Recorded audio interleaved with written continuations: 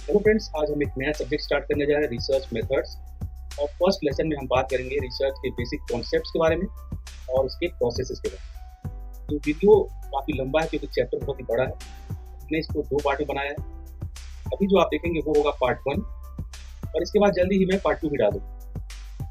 तो अगर आपने अभी तक हमारा चैनल सब्सक्राइब नहीं किया है तो जल्दी से कर लीजिए ताकि आपको लेटेस्ट अपडेट्स मिलते रहे। ये टॉपिक मैं इग्नू के मास्टर्स इन साइकोलॉजी के फर्स्ट ईयर से पढ़ा रहा हूँ। सब्जेक्ट है रिसर्च मेथड्स और सब्जेक्ट कोड है MPC005। आज हम पढ़ेंगे ब्लॉक 1 का यूनिट 1 और चैप्टर का नाम है basic process concept in research. तो चलिए स्टार्ट करते हैं। सबसे पहले एक सिंपल एग्जाम्पल से समझते हैं ताकि हम लोगों को रिसर्च क्या होता है वो थोड़ा बहुत समझ में आ जाए। तो सोचिए, आपको ये पता लगाना है कि किस तरह से स्टूडेंट्स सुबह पढ़ाई करते वक्त ज़्यादा फोकस करते हैं या शाम को पढ़ाई करते वक्त ज़्यादा फोकस करते हैं। आपको ये चीज़ पता लगानी है। तो आप ये चीज़ कैसे पता लगाएंगे? तो सबसे पहले रिसर्च में बेसिक रिसर्च प्रोसेस जो होता है उसमें सबसे पहले होता है क्वेश्चन बनाना, यानी रिसर्च क्वेश्चन फॉर्म करना। तो सबसे पहले आप क्वेश्चन फॉर्म करेंगे। वो क्या होगा? क्या स्टूडेंट सुबह पढ़ाई करते वक्त ज़्यादा फोकस करते हैं या शाम को? ये हो गया हमारा रिसर्च क्वेश्चन। अब इस क्वेश्चन को प्रूव करने के लिए हम डेटा कलेक्ट करेंगे। आप क्या करेंगे? 10 स्टूडेंट से पूछेंगे कि उनका सुबह और शाम का फोकस लेवल कैसा होता है, या फिर उनका टेस्ट जो है, स्कोर जो है, उसको रिकॉर्ड करेंगे आप। तो इससे हमारे पास क्या होगा? डेटा कलेक्ट होगा। डेटा कलेक्ट होने के बाद अगला स्टेप होता है एनालिसिस करना, यानी डेटा एनालिसिस करना। अब क्या करेंगे? आप कंपेयर करते हैं कि सुबह के टाइम वाले स्कोर्स ज़्यादा हैं या शाम के टाइम के। उसके बाद हमें रिजल्ट मिल जाएगा, यानी रिजल्ट को समझना पड़ेगा। अगर सुबह के स्कोर्स ज़्यादा हैं तो आप ये कह सकते हैं कि सुबह पढ़ाई करना ज़्यादा प्रोडक्टिव हो सकता है। तो इस सिंपल प्रोसेस से हम रिसर्च करते हैं और नए कंक्लूजन्स तक पहुंचते हैं। तो अब इसी तरीके से हम आगे इस चैप्टर में पढ़ेंगे डिटेल में कि रिसर्च क्या होता है। अब ये मैंने आपको एग्जांपल दिया, कॉन्टेक्स्ट दिया, जिससे आपको रिसर्च और रिसर्च प्रोसेस के बारे में थोड़ा बहुत आइडिया मिल जाए। तो आज के इस वीडियो में हम क्या पढ़ेंगे? रिसर्च क्या होता है, उसका क्या मतलब होता है, रिसर्च क्यों ज़रूरी है, रिसर्च कैसे की जाती है, रिसर्च की क्वालिटी को कैसे चेक करते हैं, रिसर्च में ऑब्जेक्टिविटी और बायस को कैसे हैंडल करते हैं, थ्योरी हाइपोथेसिस का रिसर्च में क्या रोल होता है, रिसर्च स्टेप्स का ओवरव्यू देखेंगे। तो इस तरीके से काफ़ी कुछ हम इस चैप्टर में कवर करने वाले हैं। तो चलिए अब इन सब पॉइंट्स को डिटेल में समझते हैं। सबसे पहले कुछ डेफिनेशंस हैं और मीनिंग हैं जो रिसर्च में बहुत ही इंपॉर्टेंट हैं। अगर आप रिसर्च की पढ़ाई कर रहे हैं तो ये डेफिनेशंस और मीनिंग्स आपको पता होना चाहिए। सबसे पहले रिसर्च क्या है यही पता होना चाहिए। तो रिसर्च एक सिस्टमैटिक प्रोसेस है जिसमें हम फैक्ट्स ढूंढते हैं, क्वेश्चंस के जवाब देते हैं और प्रॉब्लम्स सॉल्व करते हैं। इस वर्ड का ओरिजिन कहाँ से आता है, यानी इसकी एटमोलॉजी क्या है? रिसर्च वर्ड री और सर्च दो वर्ड से मिलके बना हुआ है। तो रिसर्च शब्द में ई जो है उसका मतलब होता है अगेन, फिर से, और सर्च का मतलब होता है कुछ फाइंड करना या एग्जामिन करना, क्लोजली ढूंढना। तो इन दोनों वर्ड से बना है रिसर्च, यानी फिर से एग्जामिन करना या फिर से ढूंढना, जो इसका मतलब है कि दोबारा से किसी चीज़ को ढूंढना या उसकी पढ़ाई करना। तो इस तरीके से रिसर्च इन दो चीज़ों से मिलकर बना हुआ है। सिंपल डेफिनेशन क्या है रिसर्च का? रिसर्च का मतलब है फैक्ट्स का पता लगाना, सवालों के जवाब देना और प्रॉब्लम्स का सॉल्यूशन ढूंढना। लेकिन साइंटिफिक रिसर्च क्या होता है? साइंटिफिक रिसर्च एक मेथोडिकल और ऑब्जेक्टिव प्रोसेस है जिसमें स्पेसिफिक क्वेश्चंस के जवाब ढूंढने होते हैं और नॉलेज को ऑर्गेनाइज किया जाता है। इसमें ये थोड़ा मेथोडिकल हो जाता है और ऑब्जेक्टिव प्रोसेस हो जाता है। इसमें कंट्रोल्ड ऑब्जर्वेशन आपको कई जगह सुनने को मिलेगा। वो क्या होता है? खासकर साइंटिफिक रिसर्च में। तो साइंटिफिक रिसर्च में हम सिस्टमेटिकली और केयरफुली ऑब्जर्वेशंस को एनालाइज करते हैं और रिकॉर्ड करते हैं। तो ये होता है कंट्रोल्ड ऑब्जर्वेशन। पर्पस क्या होता है रिसर्च का? रिसर्च का मेन गोल है थ्योरीज, कॉन्सेप्ट्स और प्रिंसिपल्स को डेवलप करना, जिससे हम एक्टिविटीज़ को प्रिडिक्ट कर सकें और कॉज इफेक्ट रिलेशनशिप समझ सकें। अभी आपको थोड़ा बहुत ये पॉइंट जो हैं समझ में नहीं भी आ रहे होंगे, लेकिन इस ओवरव्यू के बाद हम जैसे आगे बढ़ेंगे धीरे धीरे आपको सब समझ में आने लगेगा। अभी मैं अगर एक एक पॉइंट यहीं पे समझाने लगूंगा तो वीडियो बहुत लंबी हो जाएगी। तो आगे बढ़ते हैं। Encyclopedia of social science definition. तो इनसाइक्लोपीडिया ऑफ सोशल साइंस की क्या डेफिनेशन है रिसर्च की? तो ये कहते हैं रिसर्च को जनरलाइजेशंस को मैनिपुलेट करने के रूप में डिफाइन किया गया है, जिससे हम नॉलेज को एक्सटेंड, कनेक्ट या वेरीफाई कर सकें, और ये अक्सर एक्सपेरिमेंट्स के थ्रू होता है। ये कहते हैं encyclopedia of social science. Kerlinger definition क्या है? कर्लिंगर कहते हैं कि रिसर्च एक सिस्टमैटिक, कंट्रोल्ड, एम्पेरिकल यानी एक्सपेरिमेंट्स पे आधारित और क्रिटिकल इन्वेस्टिगेशन होता है, जिसमें हम हाइपोथेटिकल प्रोपोजिशंस को एग्जामिन करते हैं जो फिनोमेना के बीच रिलेशनशिप को समझने की कोशिश करते हैं। तो ये थी कर्लिंगर की डेफिनेशन। बर्न्स डेफिनेशन क्या है? बर्न्स के अकॉर्डिंग रिसर्च एक सिस्टमैटिक इन्वेस्टिगेशन है जिसमें हम किसी प्रॉब्लम का सॉल्यूशन ढूंढते हैं। तो अभी तक हमने देखा कुल मिला के लोग एक ही बात कर रहे हैं। जो कॉमन है वो ये है कि रिसर्च एक सिस्टमैटिक प्रोसेस है जिसमें हम प्रॉब्लम का सॉल्यूशन ढूंढते हैं। तो अभी इसी को हम लोग लेके चलते हैं। तो सिस्टमैटिक मेथड है रिसर्च, तो इसका मतलब है इसमें कुछ प्रोसेस होते हैं, कुछ स्टेप्स होते हैं। तो रिसर्च में कुछ बेसिक स्टेप्स होते हैं, वो हम लोग अभी जानते हैं, फिर आगे डिटेल में भी पूरी बुक में फिर यही पढ़ना ही है। तो रिसर्च में जो बेसिक स्टेप्स हैं कौन कौन से हैं? प्रॉब्लम्स को डिफाइन करना, हाइपोथेसिस बनाना, डेटा कलेक्ट करना और फैक्ट्स को एनालाइज करना, फिर कंक्लूजन्स निकालना जो सॉल्यूशंस या थियोरेटिकल जनरलाइजेशन तक ले जाते हैं। तो अब बढ़ते हैं आगे और देखते हैं कि क्राइटेरिया ऑफ गुड रिसर्च क्या होता है, यानी गुड रिसर्च का, एक अच्छे रिसर्च का क्या क्या क्राइटेरिया होता है। तो गुड रिसर्च का मतलब है एक ऐसा सिस्टमैटिक प्रोसेस जिसमें रिसर्च का पर्पस क्लियर हो। अगर रिसर्च का पर्पस ही क्लियर नहीं होगा तो वो एक अच्छा रिसर्च कैसे हो सकता है? तो उसका पर्पस जो है क्लियर हो, प्रोसीजर प्रिसाइज हो, एक्यूरेट हो, रिजल्ट्स न्यूट्रल हो और डेटा वैलिड और रिलायबल हो। हर एक स्टेप काफ़ी इंपॉर्टेंट होता है इसमें, जिससे रिसर्च मीनिंगफुल और ट्रस्टवर्दी बन सके। तो सबसे पहले क्लियर पर्पस। तो क्लियर पर्पस का क्या मतलब है? रिसर्च का पर्पस बिल्कुल क्लियर होना चाहिए, मतलब जो हम स्टडी कर रहे हैं उसका गोल अच्छे से समझा जाए और कॉन्सेप्ट्स को क्लियरली डिफाइन किया जाए। प्रिसाइज प्रोसीजर का क्या मतलब है? रिसर्च का प्रोसेस अच्छे से प्लान किया जाना चाहिए जिससे कोई भी दूसरा इंसान उस प्रोसेस को फॉलो करके सेम रिजल्ट्स पा सके। इसका मतलब है प्रोसीजर को ऐसे लिखना चाहिए कि वो रिपीट हो सके। जब तक वो प्रॉपर लिखा नहीं होगा तब तक दूसरा कोई इंसान उसको कैसे फॉलो करेगा? तो वो अच्छे से लिखा होना चाहिए। केयरफुल डिज़ाइन होना चाहिए उसका, यानी रिसर्च का डिज़ाइन ढंग से बनाया जाना चाहिए जिसे हम ऑब्जेक्टिव यानी न्यूट्रल रिजल्ट्स पा सकें, जिसकी वजह से और रिसर्च की एक्यूरेसी मेंटेन रहे। उसके बाद आता है ऑनेस्ट रिपोर्टिंग, ईमानदारी से की गई रिपोर्टिंग। रिसर्च के फाइंडिंग्स को ऑनेस्टली रिपोर्ट करना ज़रूरी है।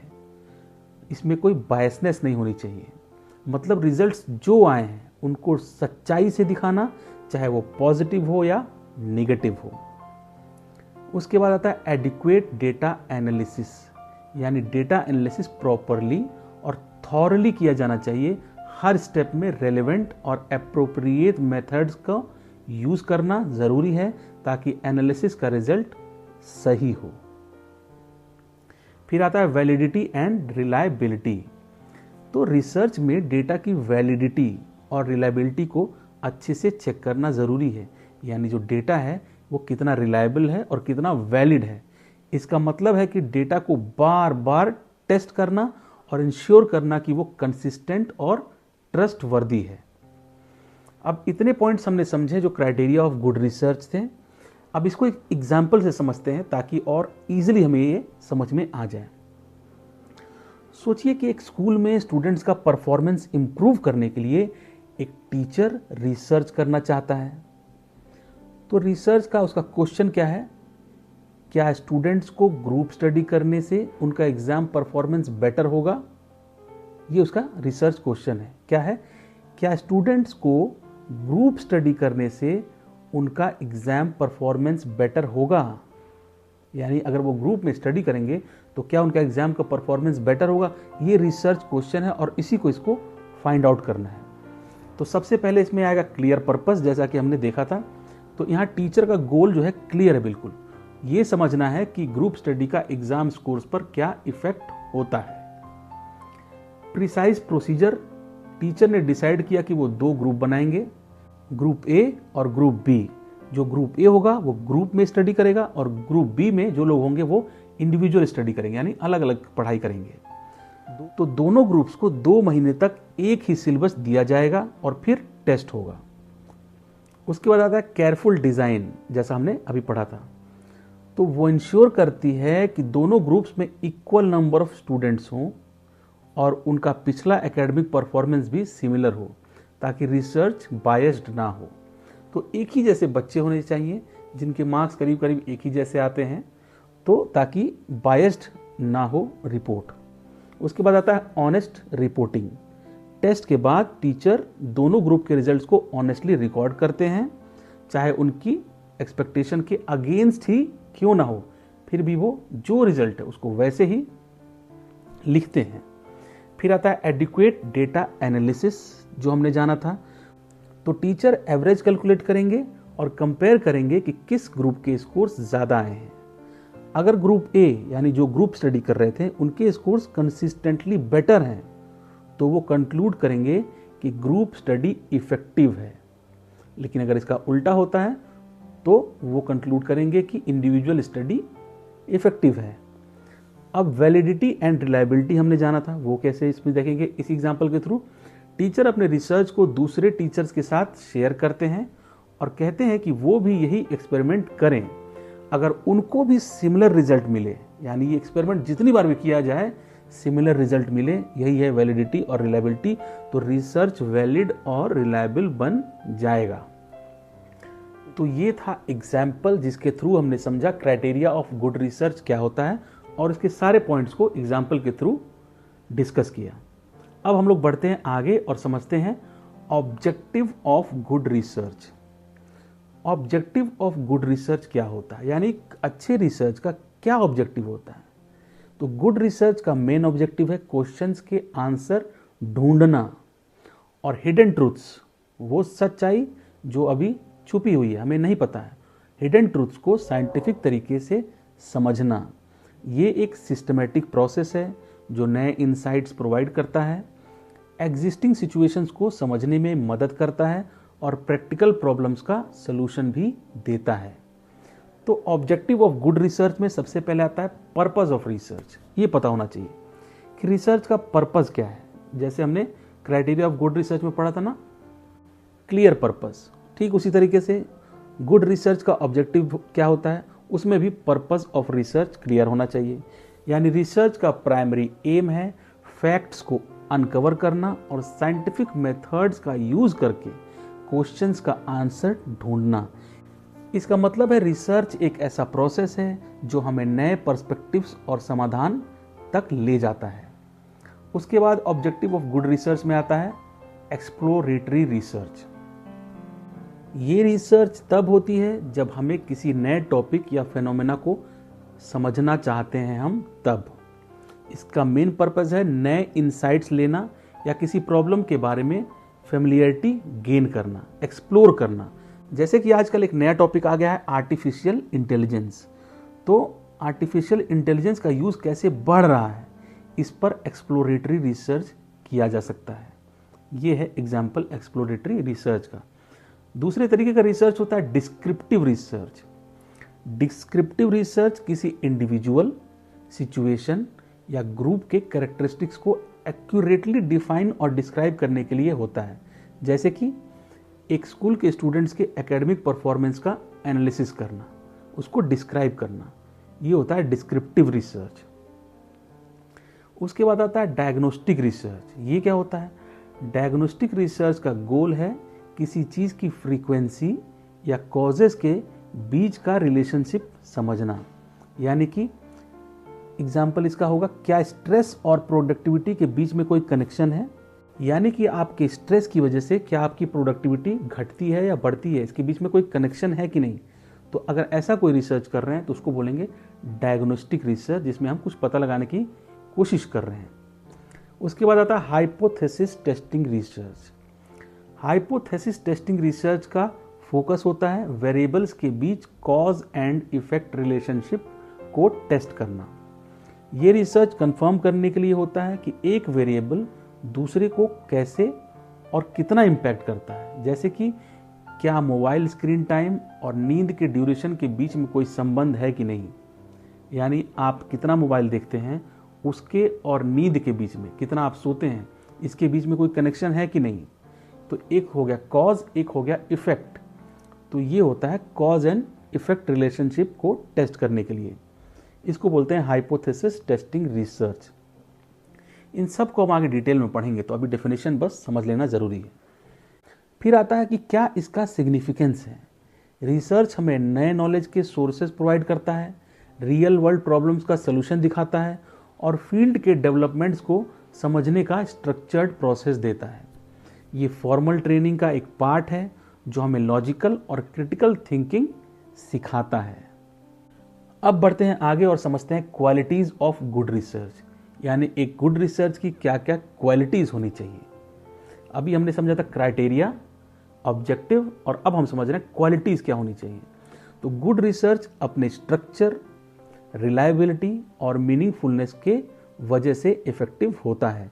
ये एक सिस्टमैटिक और लॉजिकल प्रोसेस है जो वैलिड रिजल्ट्स और इम्पैक्टफुल आउटकम्स एंश्योर करता है। तो सबसे पहले क्या क्वालिटी होनी चाहिए एक गुड रिसर्च में, कि वो सिस्टमैटिक हो। रिसर्च जो है एक step by step process follow करता है जो रैंडम गेस वर्क को अवॉइड करता है। यानी कुछ भी आप गेस करके नहीं करना, आपको step by step process follow करके कंक्लूजन तक पहुंचना है। और क्रिएटिव थिंकिंग को प्रमोट करता है। जैसे कि अगर किसी प्रॉब्लम का सोल्यूशन ढूंढना है तो सिस्टमैटिक रिसर्च हमें क्लियर रोड मैप देता है कि कैसे कैसे हम जाएंगे ताकि हम अपने कंक्लूजन तक पहुंचेंगे। तो ये एक सिस्टमैटिक प्रोसेस होता है। दूसरा कि एक रिसर्च जो गुड रिसर्च होता है उसकी दूसरी क्वालिटी होती है एम्पेरिकल होता है। एम्पेरिकल का क्या मतलब होता है? रिसर्च के कंक्लूजन्स हार्ड एविडेंस और रियल लाइफ ऑब्जर्वेशन पर बेस्ड होते हैं। ये इंश्योर करता है कि फाइंडिंग्स एक्सटर्नली वैलिड हो और रिलायबल हो। जैसे कि स्टूडेंट्स के परफॉर्मेंस को टेस्ट करने के लिए प्रैक्टिकल क्लासरूम ऑब्जर्वेशंस का यूज करना, यानी कि इसको एक्सपेरिमेंटली प्रूव किया जा सके और आप देख सकें उस चीज को। इसका मतलब है एम्पेरिकल। फिर है एक रिसर्च जो है वैलिड और वेरिफिएबल होना चाहिए, यानी रिसर्च में एक्यूरेट ऑब्जर्वेशंस और रिलायबल टूल्स का यूज किया जाता है। इसका मतलब है कि दूसरे रिसर्चर्स भी फाइंडिंग को वेरीफाई कर सकें। यानी कि आपने अगर कोई रिसर्च किया, कोई एक्सपेरिमेंटली किसी चीज़ को प्रूव किया, तो बाकी लोग भी उसको उसी प्रोसेस के थ्रू वो सेम रिजल्ट पाना चाहिए। इसका मतलब है कि रिसर्च वैलिड और वेरीफिएबल है, उसको वेरीफाई किया जा सकता है दोबारा से। फिर आता है लॉजिकल। रिसर्च लॉजिकल होना चाहिए। रिसर्च लॉजिकल रीजनिंग पर बेस्ड होता है जो इंडक्शन और डिडक्शन के प्रोसेस को फॉलो करता है। वो ये इंश्योर करता है कि फाइंडिंग्स डिसीजन मेकिंग के लिए यूजफुल हों। जैसे कि पॉल्यूशन और हेल्थ के बीच कनेक्शन को समझने के लिए लॉजिकल डेटा एनालिसिस का यूज़ करना। यानी जो हमारे पास डेटा है वो लॉजिकल होना चाहिए, लॉजिकली हम कंक्लूजन तक पहुंच सकें। फिर आता है थ्योरी डेवलपिंग। तो रिसर्च जो है नए थ्योरीज और प्रिंसिपल्स डेवलप करने के लिए होता है जो पॉपुलेशन के बिहेवियर को प्रिडिक्ट और जनरलाइज करने में मदद करे। जैसे कि लर्निंग थ्योरीज को समझने के लिए स्टूडेंट्स का बिहेवियर एनालाइज करना। उसके बाद आता है रेप्लिकेबल, जैसा कि हमने देखा था कि उसको फिर से दोहराया जा सके। रिसर्च ऐसे डिज़ाइन और प्रोसीजर्स पर बेस्ड होता है जो ईजिली रेप्लिकेट और वेरीफाई किया जा सके। तो इसका मतलब है कि रिजल्ट्स कंसिस्टेंटली रिलायबल होते हैं। फॉर एग्जाम्पल, अगर एक एक्सपेरिमेंट है उसको अलग रिसर्चर्स के द्वारा अलग जगह पर रिपीट करने पर भी सेम रिजल्ट आता है, यानी कि किसी भी जगह पर कोई भी रिसर्चर उसको टेस्ट करेगा तो सेम रिजल्ट आए, ये होता है रेप्लिकेबल, यानी उसको दोहराया जा सके। अब आता है रिसर्च प्रोसेस और उसके कौन कौन से बेसिक कंसिडरेशंस हैं। ये रिसर्च का बेसिक फ्रेमवर्क है जिसमें हम रिसर्च का पर्पस, क्वालिटीज़, प्रोसेस और बायसेस को समझते हैं। इसमें हमें ये समझना होता है कि अच्छी रिसर्च करने के लिए कौन से इंपॉर्टेंट स्टेप्स होते हैं और किस तरह से हमें अपनी अप्रोच को सिस्टमैटिक और ऑब्जेक्टिव बनाना पड़ता है। तो इस प्रोसेस में हमें अपने फाइंडिंग्स को लॉजिकली टेस्ट करना होता है और जो रिजल्ट्स मिलते हैं उन्हें अनबायस्ड तरीके से रिपोर्ट करना होता है। अनबायस्ड मतलब उसमें अपनी कोई सोच नहीं आनी चाहिए, यानी हमें अच्छा लगता है तो हम उसके फेवर में रिजल्ट देंगे, हमें बुरा लगता है तो उसके अगेंस्ट रिजल्ट देंगे। और भी बहुत सारे बायसेस होते हैं, वो हम आगे पढ़ेंगे। तो अनबायस्ड होना चाहिए रिपोर्ट जो है। तो पर्पस ऑफ रिसर्च, रिसर्च का क्या पर्पस होता है, क्या मकसद होता है। रिसर्च का मेन पर्पस होता है किसी भी क्वेश्चंस का जवाब देना, और ये जवाब साइंटिफिक तरीके से मिलता है। तो इसमें फिर से वही सारे टॉपिक आ गए जो हमने पहले पढ़े थे। रिसर्च के ऑब्जेक्टिव, यानी एक्सप्लोरेटरी रिसर्च क्या होता है, नए आइडियाज़ को ढूंढना। जैसे हम किसी नए चीज़ के बारे में सीखना चाहते हैं, उसे समझना चाहते हैं, तो एक्सप्लोरेटरी रिसर्च करेंगे। डिस्क्रिप्टिव रिसर्च क्या होता है, चीज़ को डिस्क्राइब करना। जब हम किसी इंसान या ग्रुप की क्वालिटीज़ या कैरेक्टरिस्टिक्स को डिटेल में लिखते हैं, उसको डिस्क्राइब करते हैं, तो ये डिस्क्रिप्टिव रिसर्च हो गया। फिर आता है डायग्नोस्टिक रिसर्च, यानी इवेंट का फ्रीक्वेंसी देखना। हम ये देखते हैं कि कोई इवेंट कितनी बार हो रहा है या वो किस तरह से रिलेटेड है, कॉज एंड इफेक्ट की तरीके से। फिर आता है एक्सपेरिमेंटल रिसर्च, यानी इसको टेस्ट करना। हम टेस्ट करते हैं कि वेरिएबल्स, यानी दो चीज़ों के बीच का क्या रिलेशन है।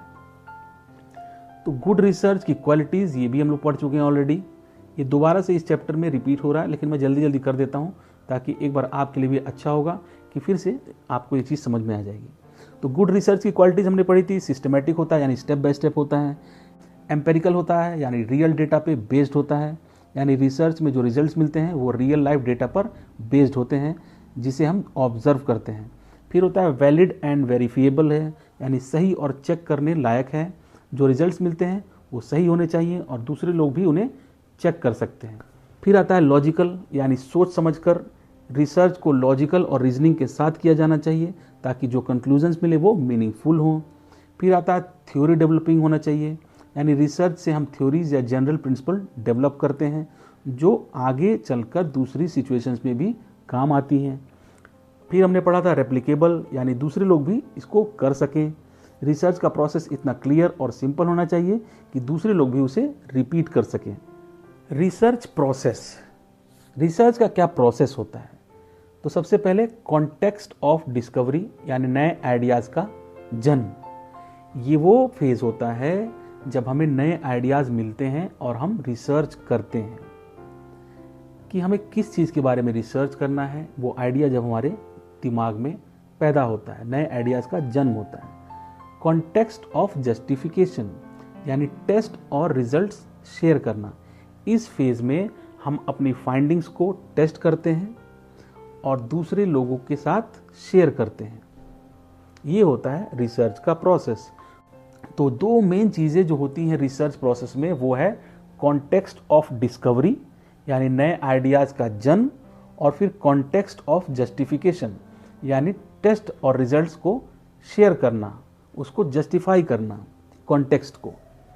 उसके बाद है role of theories, hypothesis and paradigms. तो थ्योरीज क्या होती हैं, थ्योरीज का क्या रोल होता है रिसर्च में? थ्योरीज हमें चीज़ों को समझने और प्रेडिक्ट करने में मदद करती हैं, यानी किसी चीज़ के बारे में ढेर सारी थ्योरी हो। दूसरा होता है हाइपोथेसिस, यानी टेस्ट करने के लिए गेसेस। हाइपोथेसिस एक टेस्टेबल आइडिया होता है जो हम अपने रिसर्च में चेक करते हैं। यानी कि हाइपोथेसिस का क्या मतलब होता है? सिर्फ और सिर्फ एक आइडिया, अभी हमने उसको टेस्ट नहीं किया है। जब भी हम रिसर्च करेंगे तो हाइपोथेसिस हमें शुरू में बनाना ही पड़ता है, वो हम आगे और डिटेल में समझेंगे। तो ये बस इतना समझ लेना है कि हाइपोथेसिस एक आइडिया है जिसको हमें रिसर्च के थ्रू प्रूव करना है, या तो वो सही होगा या तो वो गलत होगा। पैराडिग्म का मतलब क्या होता है? Model for understanding. पैराडिग्म वो मॉडल होते हैं जो हमें समझने में मदद करते हैं कि चीज़ें कैसे एक दूसरे से जुड़ी होती हैं।